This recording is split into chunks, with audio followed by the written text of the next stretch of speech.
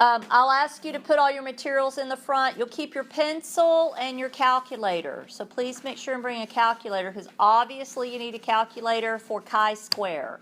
So you will need a calculator for that lab test. And that's on Thursday. Where's Rochelle? Rochelle had a family engagement for her mother, and so she's going to watch it on YouTube. Okay, so exercise 5 is on enzymes, and number 1 says identify reactants, products, and I added and enzyme. I added that in a chemical reaction. And so, guys, I wrote a chemical reaction up here, and I chose this one because this was the chemical reaction we used for that lab on that day. ACE is a protein enzyme, right? Wait, where'd you say add enzyme? Question number 1. So instead of it saying identify reactants and products, I have identify reactants, products, and enzyme. Left reactant, middle enzyme, right product. Okay. So Geneva said on the left, the H2O2, that's the reactant, and I'm just going to use an R for reactant. And then I think Jess and Geneva said the word on top of the arrow ends with ASE, so that must be the enzyme. I'm using lowercase e for enzyme.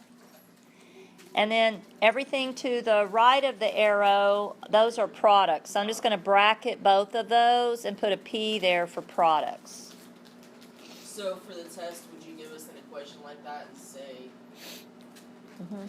And then you can see those would be choices like H2O2 maybe is choice A, catalase would be choice B. Yeah. So it is multiple choice, and you're right, I might ask you which one's the enzyme, and you'd have to pick its catalase. But okay, on doing a chemical reaction and labeling it. Great. So staying on enzymes, I have defined each of these words. Now, you guys can go through and define the words. Everybody knows an enzyme is a protein that is a catalyst, etc. But more important to me is, could you label a diagram? Now, this is the diagram, actually, that was on our test last week. If it looks familiar to you, yeah. And so, could you, if I took off all the words, could you label those words on it, which was enzyme, substrate, active site, enzyme, substrate, complex. So let's just start with enzyme. So if the word enzyme were erased, see how I showed you? I would erase it. How would you know that's the enzyme? Has an active site. Because it's got the active site. Okay. Another quick comment is, does the enzyme change in this process? No. That's another way to know the enzyme. It doesn't change into anything. It facilitates the reaction, but it doesn't actually participate.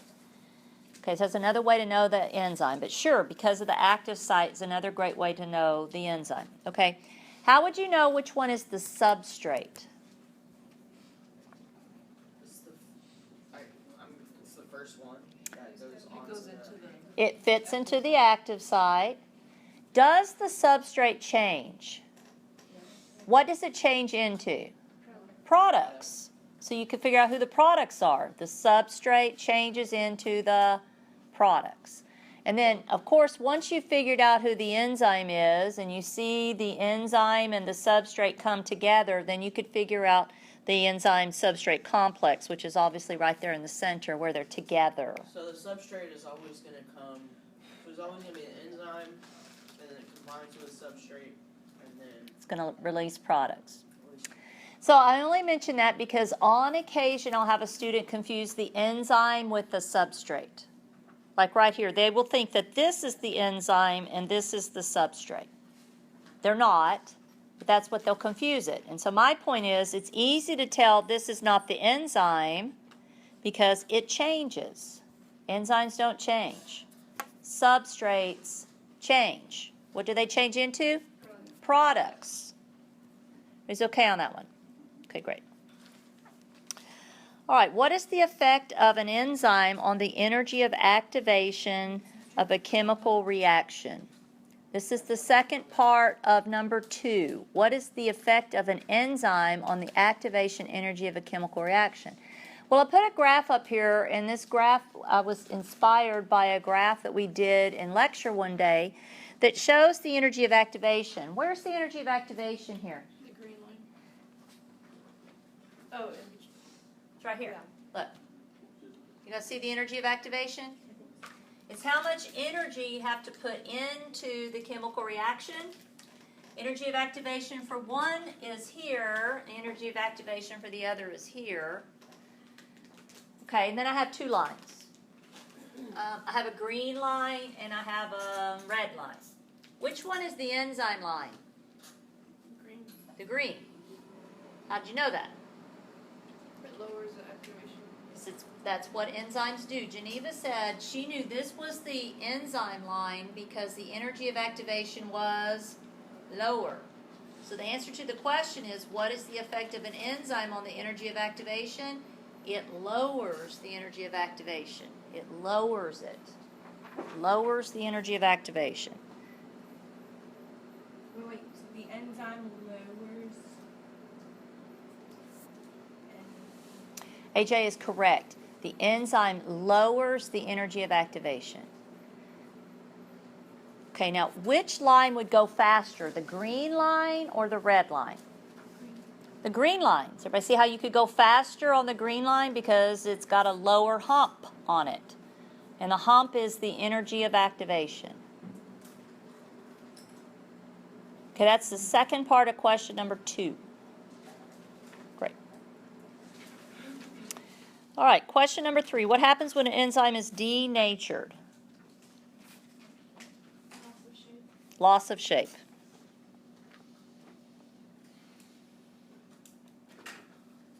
That's not loses.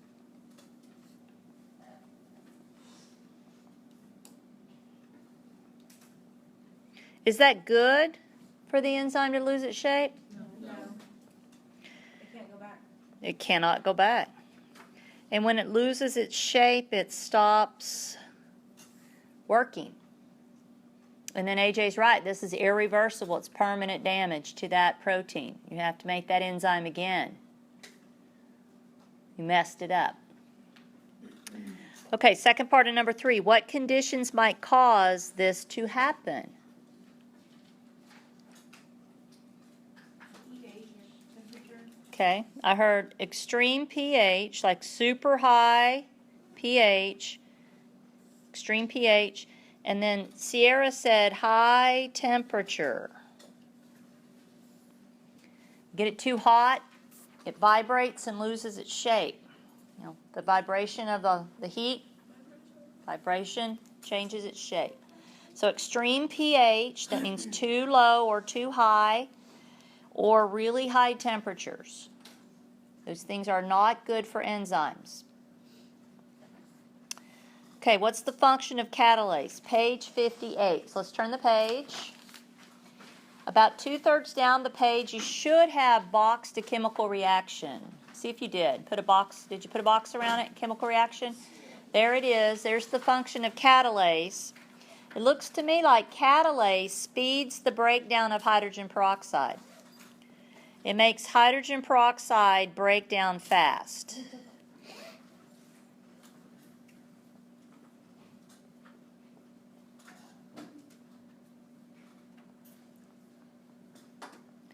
Guys, I used the formula for hydrogen peroxide, H2O2. Are you okay? That's just the formula for hydrogen peroxide. Okay, when we did this experiment, how did we know if this reaction was occurring? Thank you. Cameron's right. We look for oxygen bubbles because oxygen is a product and oxygen is a gas. So when oxygen was made, we would see it bubbling up in the clear liquid. You said that's hydrogen oxide? Hydrogen peroxide. Yes, ma'am?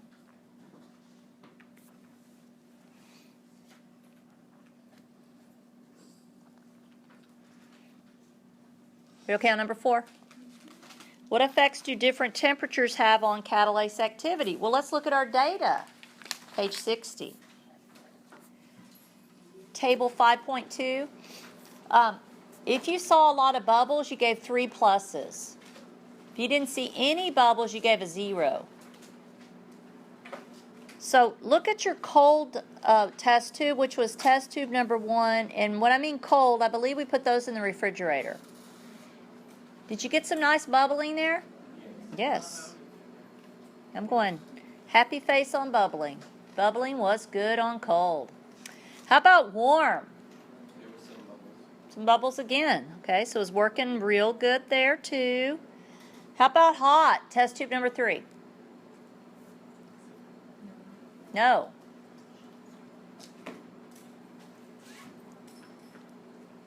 No bubbles. So why was it that temperature didn't seem to be having an effect until we got it hot, and then all of a sudden, boom, it had an effect? What happened? Because the catalase broke down. The catalase broke down. It was denatured. Very good. The high temperature rattled that catalase molecule and made it fall apart. So again, high temperature, bad for enzymes. High temperature, bad for enzymes. Okay, then the next activity we did, if you'll notice I skipped number 6. We are going to omit number 6. We did not do an activity for number 6. Omit number 6. The next activity we did goes with number 7. What is the effect of a pH outside the optimum range of an enzyme? Okay, so if you go outside of the optimum range of an enzyme, will the enzyme work very well? No.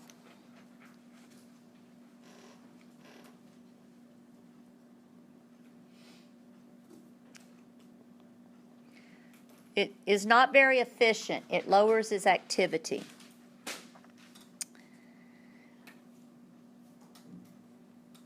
Now, to do the second part of number 7, I drew some test tubes.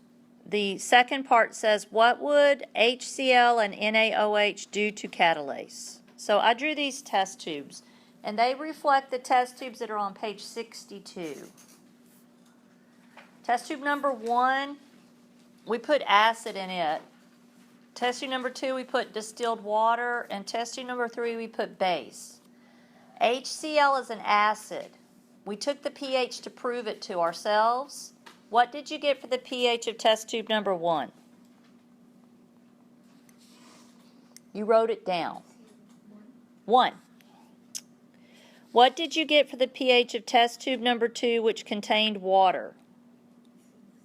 6 to 7? Okay. And what did you get for the pH of test tube number 3? 14. So my point is, we proved to ourselves that HCl is an acid. Do you agree with me? Water's pretty much neutral. And NaOH is a base. Everybody okay on those pHs? Okay. What did you get for bubbling test tube 1? No bubbles. What did you get for bubbling test tube 2? What was test tube 1 again? Acid. What'd you get for bubbling test tube 2? You got a lot of bubbles? Lots of bubbles. I'll put yes and a smiley face. Yes.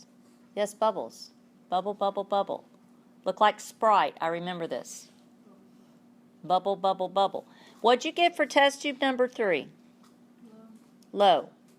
So very little bubbles. You maybe put a 0 or maybe a +1. Yes? Hardly anything? Okay. So let's answer the question. Here was the question. What would acid or base do to catalase? Does it look like acid, test tube number 1, or base, test tube number 3? What did it do to our catalase? It denatured it. It stopped it from working very well. It denatured it. So it had the same effect as the high temperature. So the effective acid or the effective base on catalase is it denatures the catalase. It makes it stop working. But okay on that question? Okay, would you glance back over questions 1, 2, 3, 4, 5, and 7 and see if you need anything repeated on enzymes? Sierra? We omitted number 6. AJ? So the second part of number was it denatures the catalase? The second part of number 7, Yes. it denatures the catalase. That is correct. I'll write it down for you.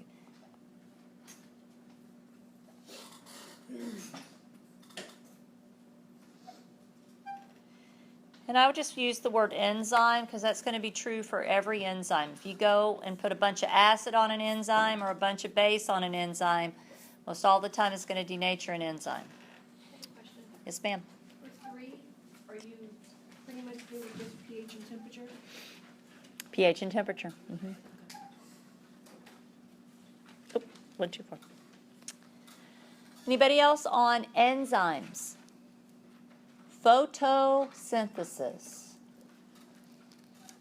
One of my favorite things. Let's join each other on page 67. So guys, on page 67, I found a chemical reaction that I bet you put a box around. It's the summary of photosynthesis. What are the reactants of photosynthesis? CO2 plus H2O. What are the products of photosynthesis? CH2O plus O2. What is CH2O? If you walked up and said, hey, photosynthesis makes CH2O, nobody's going to know what you're talking about. Carbohydrate. Yeah, if you don't know that, that's the formula for carbohydrate. CH2O is carbohydrate. Okay, and then on top of the arrow is, I'm abbreviating solar energy with the word sun. And then I'd like to add something. I think all organisms that do photosynthesis have to have a particular pigment. Chlorophyll who? Good. I'm going to add that. Just to remind ourselves that there's an essential pigment involved here also called chlorophyll A.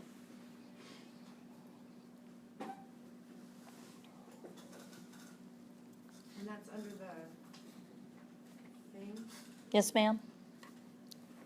the arrow? Yes, ma'am? Everybody okay on that? Super. Second part of number 1. What organelle does photosynthesis occur in? Chloroplasts. Excellent. Chloroplasts.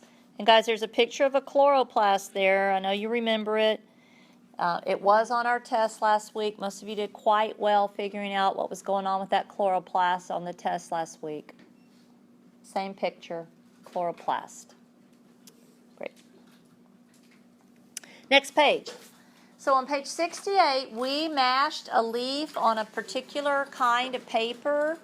We mashed and mashed and mashed and mashed and mashed. We got a nice green line on our paper.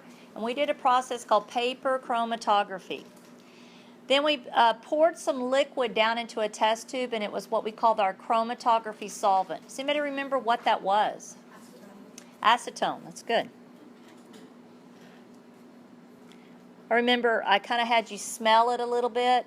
We weren't snorting it or anything. We were wafting it, and you guys recognized it because it's a real common ingredient in fingernail polish remover.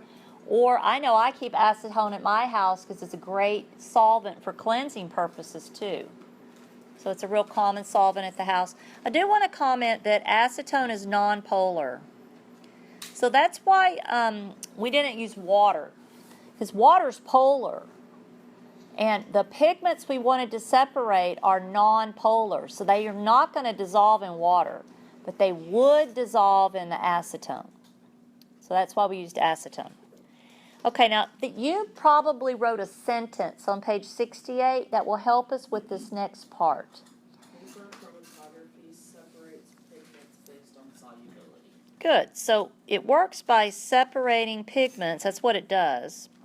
And the reason that they'll separate is because they have different solubilities. Some dissolve better, some don't dissolve well at all. How well they dissolve. So I put, how does it work? It separates pigments based on their solubility. Separates pigments based on their solubility. So guys, I drew a chromatogram up here. I'll take a look at my chromatogram. So that's supposed to be my little piece of paper. See, I even cut it to a tip down here. See? And then I allowed the solvent to go up, and it separated into a yellow, a green, and a green. You have to know the names of them. So page 68 will help you. Would be the most nonpolar. Which one? Keratines. So carotene is the one at the top. And because it's the most nonpolar, it will go the furthest and go to the top. And it's a yellow color. And then when you came down your It's like a chromatograph, bright yellow. it's a very bright yellow. It's very nice. And then you came down quite a bit on your chromatogram. There was a pretty good white space in between the first one and the second one. And the second one was xanthophyll, another carotenoid that was yellow in color. And then you came down and there was chlorophyll A, and there should have been a bunch of that because it is the essential pigment, and then chlorophyll B. So if carotene was the most nonpolar, who was the least nonpolar? Chlorophyll B. Chlorophyll B. And because of their differences in polarity, some dissolved better into the acetone, thus they went real far, and some didn't dissolve in the acetone very well, and so they didn't go very far. And that's why they were able to separate on the paper.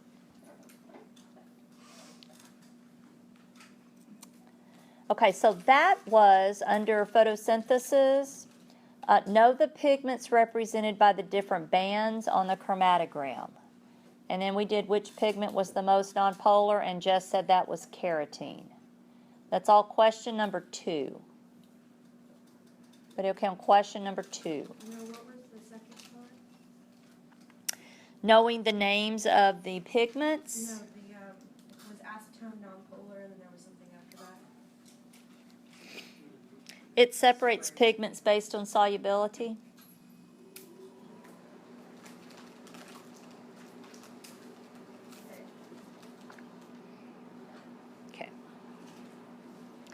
On our way to page 72 to do question number 3, could you stop for a moment and look at page 70? It's a good picture. What is the picture on page 70 trying to show you? Rainbow. Something about a rainbow. Look at the total picture. White light from the sun. White light from the sun is actually made of Every color. every color of the rainbow. That's what it's trying to show you. White light from the sun is actually all the colors of the rainbow. Is everybody okay with page 70? Okay, I'm just pointing it out. Oh, so now we're going to page 72. So on page 72, there was this graph. It's a good one. The x-axis is all the colors of the rainbow, and the y-axis is absorption, and then there's different pigments on there. Let's study the absorption for chlorophyll A, because it's the essential pigment, so let's do chlorophyll A. What colors of light does chlorophyll A absorb the best? Blue. It's kind of in the violet blue. Anything else? Red. Yeah, kind of the orange-red, right in the orange-red region. What colors of light does chlorophyll A absorb the least? Like green. Green.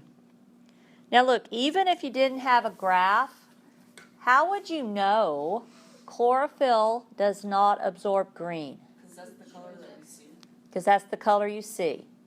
What you don't absorb is the color that you see. So how do you know plants are green? So there was a question on our test that asked if the plant absorbed every color, what color would it be? So what color would it be? White. Black. No, you It would would be black. Black. Black is absorbing every color. What color is reflecting every color? White. I got that one wrong. Wouldn't that be crazy? Look, if you looked out the window instead of everywhere, instead of seeing green, you saw black. I mean, I guess it would be what we were used to, huh? That is very It'd be different. The cool thing would be that plants would be even more efficient. If they were absorbing green, they would be absorbing even more energy from the sun, and they would be making even more food. So they'd be more efficient. Wow. But it'd be a different world. It would be a Yeah. very dark world. It'd be dark. Big Yes. plants everywhere. Okay, question number 4. So staying on page 72, guys, there are multiple pigments that a plant uses in photosynthesis. You and I agreed the essential pigment is chlorophyll A, but there's also chlorophyll B, there's carotenoids. We call these additional pigments accessories. And so I think we talked about this before, but let's chat about it again. Why is it beneficial for a plant to have several pigments involved in photosynthesis? Who told me that? Okay, Alessandra? Very good. That the plant can absorb more energy. And I'm just using capital E for energy. Colors of light are energy, and the more colors of light you can absorb, the more energy you can absorb.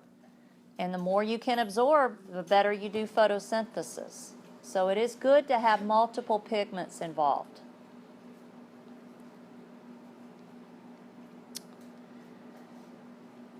Next part of number 4. What color of light is the best color of light for photosynthesis? Not blue.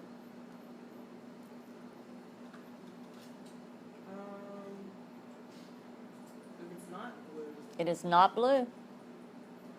White. It's white.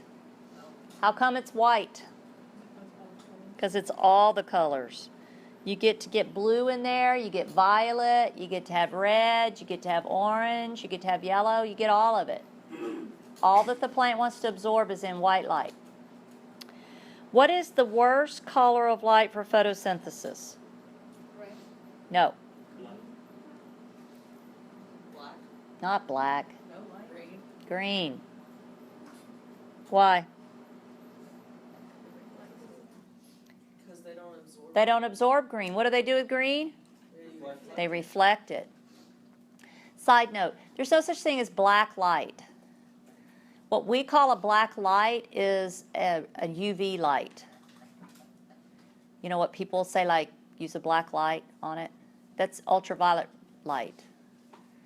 There's no such thing as black light, because black is the absence of color. And visible light has color. There's no black light. What did you say earlier? White reflects all colors and black absorbs it? On pigments, yes. White pigments reflect all colors. Black pigments absorb all colors. That's why it's better to drive a white car It's in cooler. Houston because it stays cooler. I'm telling you, a black interior is tough. It's black. Oh, and leather. Oh, God, it's bad. Made that mistake. Okay, question number 5. True or false? Most plants carry out photosynthesis only during the day. True. That's true. That's what puts the photo in photosynthesis. What's the photo part of photosynthesis mean? Light. Light. You got to have light to do photosynthesis. This is true. Next part of number 5, true or false? Plants carry out cellular respiration only at night. True. No. When do plants do cellular respiration? All the time. All the time. Cellular respiration is what you do to make ATP. You need ATP all the time. So you better do cellular respiration all the time. So they're doing it during the day, they're doing it at night. They're just plain doing it. You are too. You're doing cellular respiration all the time. All cells are doing cellular respiration all the time. I have a question. I think, I can't remember, stromata or Stomata. stromata, the opening, how you say that it's either with light or humidity, and that it's closed during night or windy. What if it's humid at night? They're probably not going to open, because even if they're making a little bit of, if they're doing a little bit of photosynthesis, which they wouldn't be at night, because there's no light. But they can use that oxygen to do cellular respiration. Yep, plants are aerobic. They do use oxygen. During the day, their oxygen consumption is low relative to their CO2 consumption. They use way more CO2 during the day. So they're using, I'm just making these numbers up, 10 molecules of CO2 for every 1 molecule of oxygen. But then at night, they don't use CO2 at all. They're just using oxygen. So they are aerobic. Great question. Join me on page 74, because I think you took some notes about this question. So on that same day, I gave your table some beakers. We put water in the beakers and phenol red. Guys, this was the activity with the straws. Because there was a lot of CO2 in it. Yeah, so you put water in the beaker and you put phenol red in. And remember, at first the beaker was pink. And then you took the straw, and what'd you do with the straw? You Blew into it. So you had water in the beaker, and then you blew what into the water? CO2. And what did that make? H2C acid. Yes, made acid. And that's why the phenol red turned yellow, because you changed the pH of the water. Phenol red is red when the pH is neutral or above. Phenol red is yellow when the pH goes below neutral, becomes acidic. So we were changing the pH of the water. It was kind of cool. Okay, and then that day we put one beaker in the window. Where did we put the other beaker? In a drawer. In a drawer. So we came back 2 days later. Yes, I spent a lot of time on that artwork. Thank you. We came back 2 days later, after 2 days. This is supposed to represent my beaker that I left in the window, because you can see the sun shining on it. And we put a plant in it. We had a plant in it. And when we came back 2 days later, the water had gone back to pink. Because the plant absorbed the CO2.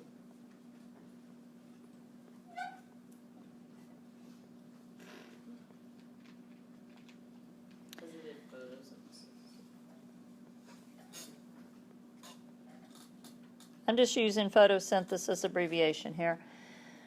And I think you probably wrote this down on page 74 also. When we got our beaker back out of the window, it had been yellow when we left it. We came back 2 days later, it had turned pink. And we talked about, as a class, we decided, well, the plant must have used up the CO2 because it was able to do photosynthesis. Then we looked at the next beaker, and this is supposed to represent the moon. You guys see my moon? It's not like a random fingernail or something. That's supposed to be the moon. That was my way of showing darkness. You guys know we didn't have a moon. We had a drawer to create darkness. And I remember this one came out kind of an orangey yellow color. Yes? Peach. Thank you. Peach. So you and I agreed it must still have some CO2 in the water. How come? Because the plant didn't have enough light to do photosynthesis. So it didn't use the CO2 because it didn't do any photosynthesis. No light, no photosynthesis. So really we were just trying to prove that you got to have some light to do photosynthesis. We also were able to show that if you were able to do photosynthesis, you used up your CO2. Too bad we breathe oxygen and not CO2. There's a lot of CO2. There's some CO2. Okay, number 7. Guys, you can look at the picture on page 74 with the corn and the cow, or I tried my hand at artwork again. This is supposed to be a little ecosystem. Let me explain what I have. The question is, explain why it's important to have autotrophs, heterotrophs, and decomposers in an ecosystem. Okay, so in my little pretend ecosystem up here, where are my autotrophs? Isn't that The little plants right here. Okay, and where are my heterotrophs? The little fish. And then where are my decomposers? At the bottom. At the bottom. And I drew in some gravel, and you probably, if you've ever had an aquarium, you know you're supposed to put gravel on the bottom, and that gives a surface area for the decomposers to grow on. And of course, your primary decomposers in this ecosystem are bacteria. Bacteria. Those are the decomposers. Okay, now, why is it you need autotrophs? Like, what do these plants contribute to the ecosystem? Oxygen. Oxygen. And they consume the CO2. They consume the CO2. What else do the plants contribute? Food. Here's my food. What is that the abbreviation for? Carbohydrates. Yeah. So the little fish can come over and nibble on the plants, getting food. They can get oxygen out of the water. They do cellular respiration, and they release CO2 and water, which then the plant then would use to do photosynthesis. Of course, check out who's over here on the side. Who's over on the side? The sun. The sun. Do you need that? Yes. Yes. Okay, now why do I need the decomposers? It looks like things are going well here. Why do I need the decomposers on the rocks? Break down the wastes. Okay, so the fish poops. The fish urinate, so there's some waste products there that need to be decomposed. Sometimes, plants, parts of plants die. Leaves fall off and die and float to the bottom. Who's going to recycle those materials? The decomposers. So the decomposers are there to recycle the wastes. Recycle the wastes. Do ecosystems need decomposers? Yes. They're essential. They have to have them. So everybody's an important component of the ecosystem. Okay, now again, my picture is similar to what's on page 74. Really, the bacteria are in the picture on page 74. Where are they? At the bottom. Everybody see the soil the corn's growing in? Isn't that where they would be? Yeah, so they're there in the picture. Yeah, the plants are the autotrophs, the cow is the heterotroph, and the dirt is the decomposer. Questions about photosynthesis? Questions 1 through 7, photosynthesis.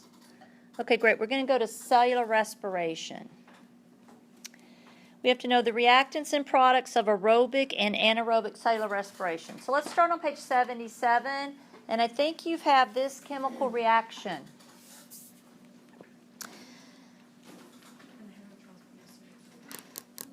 The only thing I want to add to this, you could put the 6s in there if you want to. I won't ask you about the 6s. It's the 38 ATP, right? That's what I'd ask you about. Thank you very much. I would ask you about how many ATP.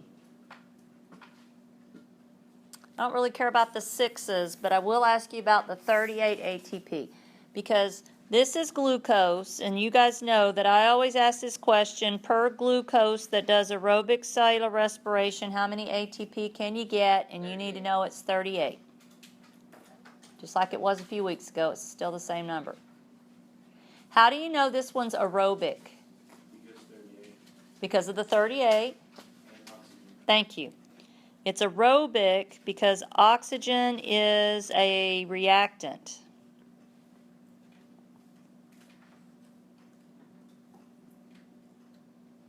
And then Cameron's right. You make so many ATP, and that's because it's aerobic. So that's good. Lots of ATP here. It's the most efficient process on ATP production. That one is on page 77. Okay, let's all together go to page 78, and there's a couple more. One is typed in, and one I think we hand wrote. Yes. Now both of these have something in common. Everybody look at them. What do they have in common? The first thing. Glucose. They all both start with glucose. What else? They both make 2 ATP. Clarissa's on fire. What else? They're both anaerobic. Very good. Cameron's right. They're both anaerobic. Why are these both anaerobic? There's no oxygen. Oxygen is not a reactant. So both of these are anaerobic. Both of them. And Clarissa pointed out they both start with glucose. They both get you 2 ATP. Now one of these makes a gas. Which one? The first one. The first one. And that's called ethanol or alcohol fermentation. One of these is used to make cheese and sour cream. It's the second one. One of these is used to make bread, beer, and wine. That's the first one. It's the first one. Yeah. So humans have found out about these two processes, and we have enjoyed them. Yes. Exploited and enjoyed their products. Yes.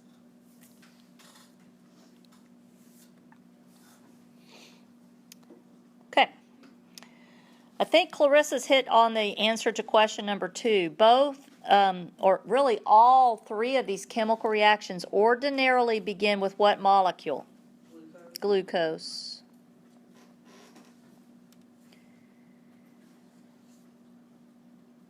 Now you get to pick from all 3 of the chemical reactions. Which one of those chemical reactions is the glucose completely broken all the way down? Okay, I'll give you a hint. It's the one that gets you the most energy because you've broken lots and lots and lots of bonds, thus you've harvested lots and lots and lots of energy. The first one. So that's the aerobic one. You know, the one that gets you 38 ATP? That's the one that completely breaks down the glucose. Breaks it all the way down. Down, down, down, down, down. And that's why you get so many ATP. And then obviously you're going to have to know the yield of ATP for each. The first one is 38. The first one's 38. The other one are 2. The others are 2. You guys still remember those numbers? Shake your head. Jacob, do you still remember those numbers? And shake your head. Aerobic cellular respiration, that's 38 ATP per glucose. Anaerobic cellular respiration nets 2 ATP per glucose.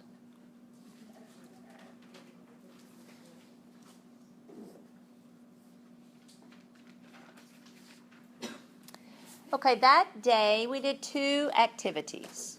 The first activity, would you join me on page 82? There's where your data is. The first activity is where we had some little bitty test tubes that we put sugar and yeast in.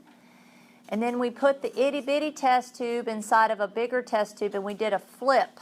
We flipped it real fast to trap liquid in the tube and minimize the amount of air because we were trying to make the cells, the yeast cells, be without oxygen. We were trying to make them go anaerobic. That's what we were trying to do. And we had glucose in the first tube, fructose in the second tube, sucrose in the third tube, and water in the last tube. And then yeast went in all 4 tubes. And that should have been reflected in your table, right? Tube number 1 was glucose, yes? Yes. Okay. And then we stuck them in the incubator over there. And then after about 30 minutes, I had you go get them. And we held them up to the light. We measured how much gas was inside the itty bitty tube. And so that's what I'm trying to show you here, guys. Look, do you see my little gas bubbles right there? Does everybody see my gas bubbles? Okay, what would be the identity of that gas? CO2. It is CO2. So, did the gas bubble increase or decrease with each? Well, you look at your own data, but I'm thinking 1, 2, and 3, the gas bubble got bigger. Is that true? Yes. What about test tube number 4? No. Yeah, there was no change. How come? That was the control. That was our negative control. Yeast cannot use water for energy. Can anything use water for energy? Any cell use water for energy? Chlorophyll? Plants? Can you burn water for energy? No. What's the caloric content of water? 0. So that's why we used to water, because they couldn't use it for energy. So that's our negative control. So test tubes 1, 2, and 3, we had an increase in the bubble size, or gas amount. But test tube number 4, most of us had no change. Okay, and so the reason why is sucrose, fructose, and glucose were all good energy sources, yes? Yes. But not water. Like you can't burn water for energy. Can you burn glucose for energy? Yes. You're doing it right now. You can burn sucrose for energy, you can burn fructose for energy, but not water. And then a real important question was this last one. What was the gas? CO2.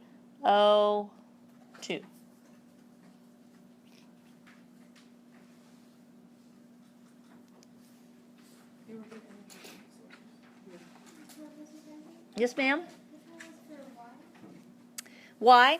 Because sugar can be used for energy, but water cannot.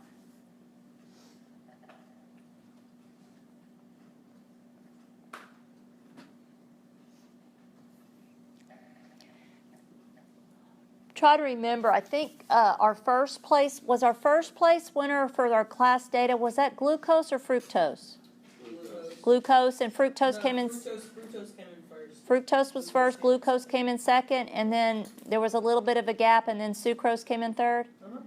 Yeah, I want to remind you, sucrose is a disaccharide, whereas glucose and fructose are monos. So the yeast cells were using the glucose and the fructose just right off the bat. They didn't have to do anything. What would the yeast have to do to sucrose before it could use it? Break it apart, yeah. So it's just a little time lag there. Okay. All right, that same day, we played with shaving cream. I want to remind you what that looked like. Back on page 79. Page 79. So there were these ring stands that had a black platform, and then they had a clamp on it. And we put these test tubes on the clamp. We put cotton in the bottom, then we put some other stuff in there. We put a cork in there that had a glass tube coming out, wrapped the whole thing in aluminum foil. You guys remember this? Yes. And we shot some shaving cream in there. Yeah. The 3 tubes that we did are at the top of page 79. Tube number 1 had a bunch of germinating peas. Tube number 2 had dry peas with glass beads. And tube number 3 just had glass beads. Now this was our aerobic respiration experiment because we did leave air in the tubes. We did leave air in the tubes. Okay, so you guys remember it. So moving on, question number 6 is in relation to that activity. In which direction did you expect the shaving cream in that glass pipette to move? In or out? It moved out? Make up your mind. Which one? It moved in. Okay. And here's why. We were hypothesizing that the cells inside, the P cells inside, used oxygen, doing aerobic cellular respiration. And that created a vacuum. What's a vacuum? Something that sucks, yeah.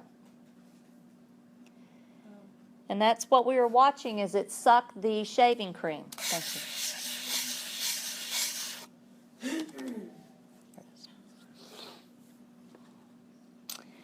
Cells inside use oxygen and it created a vacuum. And then that was going to suck the shaving cream in. And so our hypothesis is that the cells using more oxygen would suck more shaving cream. And that's why we measured how far the shaving cream moved. That was the idea. I have a question. Yes, ma'am. You said that that was aerobic. Yes. Did you ever tell us it was anaerobic? Because for whatever reason, ethanol fermentation, that should be anaerobic. Yes, you wrote that on the wrong page. So I'm sure maybe in my talking I messed you up because you should have written that on page 81. Okay. Thank you, Geneva. So, yes, Geneva's correct. Page 79, what we did there, that was aerobic because the cells had oxygen. But page 81, where we put the cells in a tube and then flip the tube inside of another tube, that one was anaerobic. So we're cutting the oxygen off on those yeast cells. I think we already answered question number 7. What gas was taken up by the germinating peas? CO2. No, Oxygen. oxygen. How did we keep the peas from doing photosynthesis? We wrapped them in aluminum foil. You guys remember that? Mm-hmm. Yeah. So we were just getting them to do cellular respiration. Okay, look back over cellular respiration questions 1 through 7 and let me know what you'd like me to recap. Any questions that you have about cellular respiration? Okay, mitosis. Okay, so, AJ? Number 1, I just write down the formula. Okay, so page 77 has that. If you just glance back over to page 77. You have your lab manual? Yeah. Okay. So earlier when AJ asked about, how your grades fall for this class, I was telling you how even though you're signed up for 2 different classes, all the grades combine for one big grade. And I was just getting you to reflect on how what we do in lecture, we kind of do the same thing in lab. What we do in lab, we kind of do the same stuff in lecture. So I want to tell you that these words here, know what happens in. I'm going to test you on what happens in each one of these with words on our next lecture test. And I want to do it visually on the lab test. So visuals are lab test, words are lecture test. But just for fun, see where you're at, I want to just with words describe one of these phases and you tell me which phase I'm describing, just to see if you can do it with words. Okay, you guys ready? Okay. How about this one? This is the phase where the chromosomes line up single file in the middle of the cell. Metaphase. Everybody okay on that one? Metaphase. Okay, how about this one? This is where the nuclear membranes reform and cytokinesis occurs. It's telophase. Yeah, that one's telophase. The nuclear membranes reform and cytokinesis occurs. This is all in your lecture notes, so don't worry about writing any of it down. How about this one? This is the phase where the cell grows and copies its DNA. Interphase. Well done. How about this one? This is where the loosely dispersed DNA coils up real tight and the nuclear membrane disintegrates. I'll do it again. Here's where the chromatin, the loosely dispersed DNA, coils up real tight and the nuclear membrane disintegrates. That's prophase. Yeah, that's the beginning of mitosis, prophase. How about this one? This is when the 2 chromatids of a chromosome are pulled to opposite poles of the cell. Anaphase. Okay, so we could use words to describe these phases, and that would be on our lecture test. It's coming up in a few weeks, okay? How did you describe telophase? Okay, so their nuclear membranes reform and cytokinesis occurs. And so we're going to use some of those words in our definitions in just a moment, but the next thing I like to do is go to the cell cycle, which I found in our lab manual. Would you go there too? It's on page 86. And if you're allowed to write in your lab manual, I want you to draw with me on the cell cycle. We're going to do some drawing on the cell cycle. My cell cycle is similar to yours in that I got this one out of our lecture book, so it's just a little bit different, but it's pretty similar. I'm going to start with G1, and what I'm going to draw on here, guys, I'm going to draw a chromosome. And a chromosome in G1, I'm just drawing one. In G1, it'd be really long and spread out. And we wouldn't call it a chromosome because it's long and spread out. Does anybody know the word you would call it? Chromatin. Chromatin. Very good. This is chromatin. It's the spread out DNA. It's real spread out. What I'm drawing up here is DNA. Now, I'm only drawing one. In a human cell, there would be 46 of these. I'm just drawing one. Okay, then let's go to S. So this big long piece of chromatin would go to S, and so you see what it says happens in S? What happens in S? It replicates. It replicates. So now, instead of being a single-sided piece of chromatin, now it's a double-sided piece of chromatin. And then G2, it would look the same.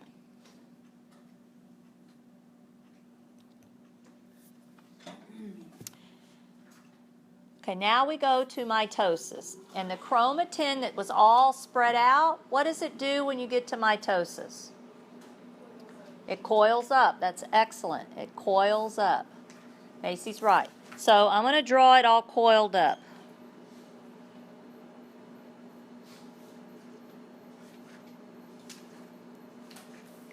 But see my difference? Made it real tight and short. So now it is called a chromosome.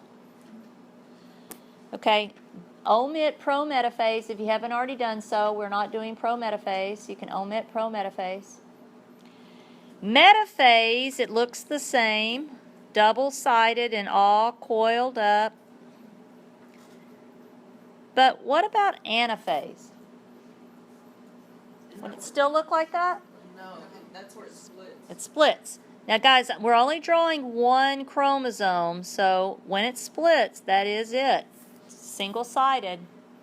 And in telophase, it would look the same, single-sided. And then we'd be back at G1. So does everybody see this coiled up chromosome would just relax to become the chromatin? So everybody see that's one long strand coiled up tight. This is one long strand all spread out. So when they're together like that, so when it's single it's a chromatin, but when they're together it's chromatin, right? When they're together, it's chromatin. So let's take that to the next one. TID, yes. So let's keep going, I'll show you. So I want to make sure you know chromatin from chromosomes. I think that's where we're at in our vocabulary real fast. So chromatin is the DNA, what? You tell me, coiled up or spread out? Spread out. The DNA, it's all spread out. So that's in like G1. It's not just G1, it's also S and G2. So collectively, is there one word that means G1S and G2? Interphase. I'll write that down. That's an interphase. So DNA exists as chromatin during interphase. Okay, so chromosomes, is that DNA coiled up or DNA spread out? Coiled up. Good. DNA coiled up. So that's in mitosis. Very good. Okay, so now I think you can see why I went through this drawing. So here it is in blue. I did it a minute ago in red. But you guys can see, I want you to be able to see chromatin versus chromosomes. Okay? All right, try this question. During what stages of mitosis do chromosomes exist double-sided? Pro and meta. And then in ana and tela, they are single-sided. Okay, one more thing. I starred S, look at my star. And I starred anaphase. You star them too. Then I want you to figure out why I starred them. Why would I have starred S? And why would I starred anaphase? They've got some kind of relationship to each other. Now, here's where you had single-sided becoming double, and then look at staying double, staying double, staying double till you get to anaphase, and then it becomes single, and then it stays single, stays single, stays single until you get to S, and then it becomes double. Does everybody see how it just keeps happening over and over again? Does everybody okay on why I start S and why I start anaphase? Just to draw out their relationship to each other. It's kind of cool. Okay, let's keep going. Earlier, there was some confusion on what's the difference between chromatin and chromatid. Okay, so I'm going to go back. Here's chromatin, Spread out and interface. and here's a similar but different word, chromatid. So, I drew a couple things up here. You tell me, are these chromatin or chromosomes? Chromosome. Chromosomes. Double-sided chromosomes. Why are there two of them? Where'd you get this one from? Your mom Oh, your dad. and your dad. So what do we call a pair of chromosomes that you got one from your mom and one from your dad, and they're carrying information for the same traits? Word's not up there. The cell would be diploid. Check out this word. You guys heard of homologous? Me too. Homologous chromosomes. These are a pair of homologous chromosomes. They carry information for the same traits. Like, seriously, guys, if this said have blue eyes, then there would be something right there. Does it have to say blue eyes? No. No? Does it have to say something about the color of your eyes? Yes. Yes. Maybe it says brown eyes. Now, put this into the context we've been doing downstairs. This person would be big B, little b. Big B for their brown eyes, little b for their blue eyes. What color eyes would you see? Probably brown. Probably brown. Have brown eyes. Okay? Brown eyes, that's their phenotype. Big B, little b is their genotype. See how it all fits together? Everything we've been learning all fits together. Okay, now, quick question. If blue eyes is right here, what's right there? Blue eyes are right here. What's on that very same spot on the other side? Blue eyes. And again, if brown eyes are here, then brown eyes would also be right there.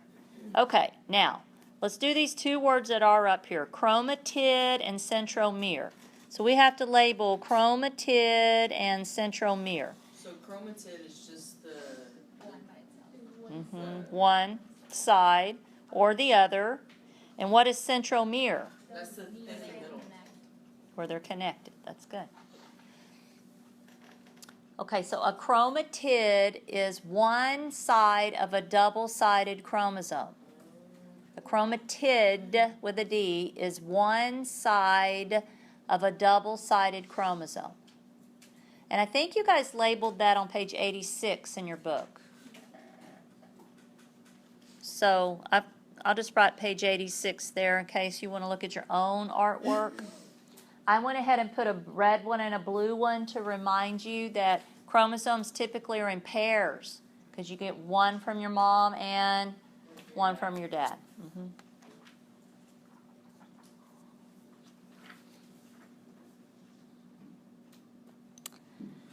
Okay, I've got some definitions here. Help me out. Cytokinesis. Anybody? What is that? It's a division. What do you divide during cytokinesis?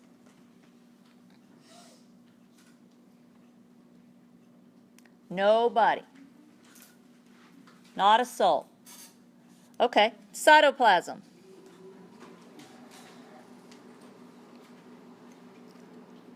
Cytokinesis is division of the cytoplasm. What phase of mitosis usually has cytokinesis? No. Telophase. Usually telophase. Usually divide the cytoplasm in telophase. Okay, spindle fibers. These are the proteins that pull the chromatids apart.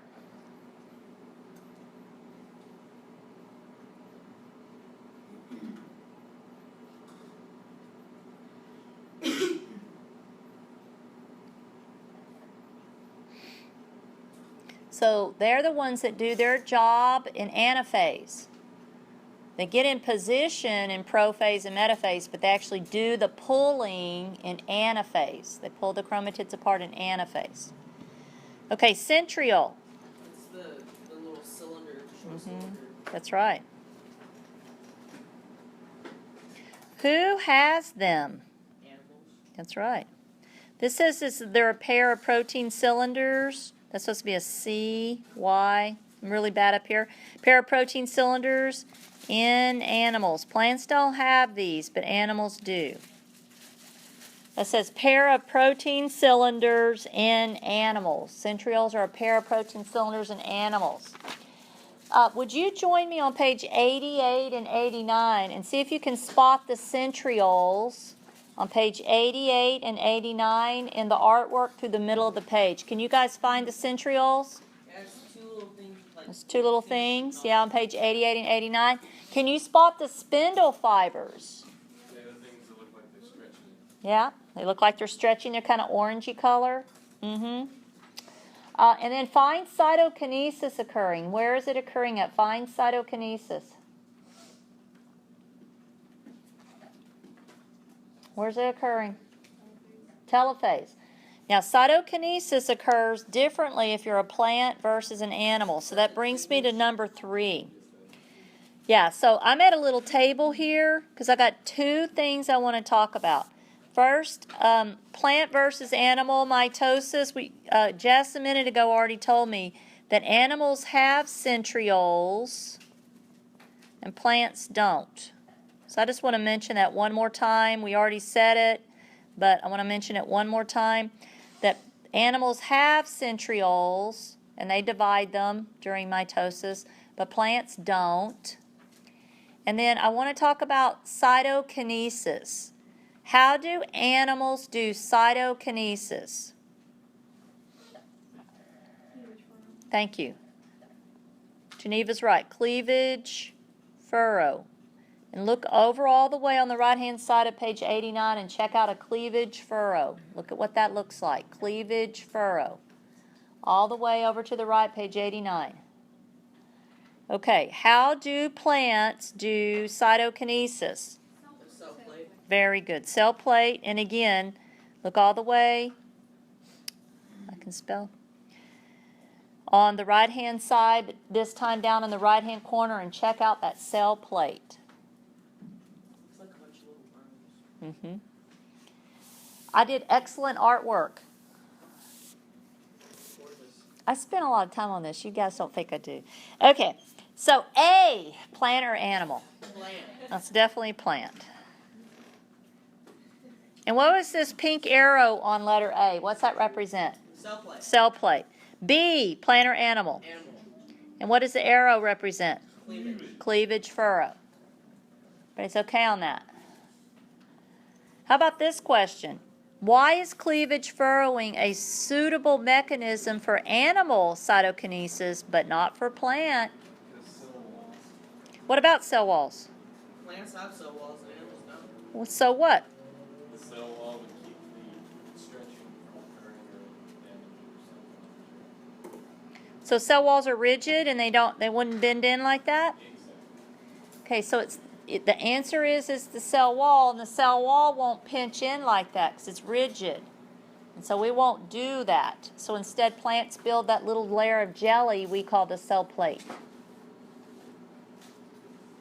Question. Oop, that's supposed to be too rigid. But with animals, telekinesis, it then divides out and you start all over.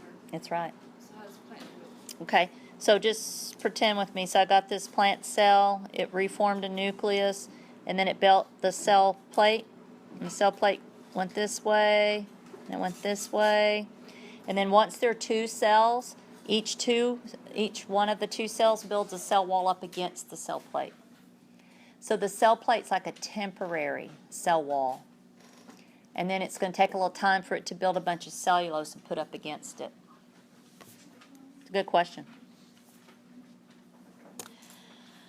Okay, I really, really like page 88 and 89. I just want to tell you that they are some of my favorite pages. And the reason is I'm going to test you on the visuals of mitosis in 3 ways.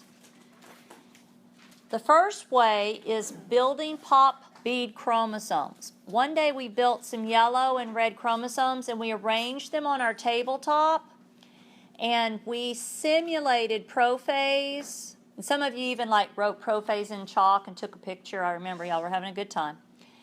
And we simulated metaphase, we simulated anaphase, we simulated telophase. So I can ask you questions that way.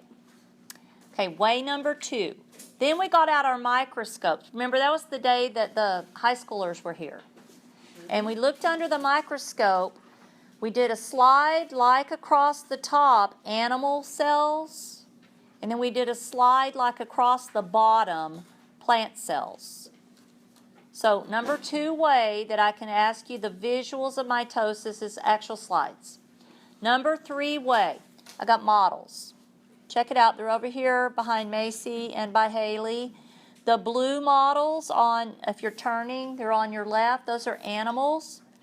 Interphase, prophase, metaphase, anaphase, and telophase. It may be too far for you to see, but how do you know those white and blue models over there are animal? They don't have a cell wall. What else? They have a centriole.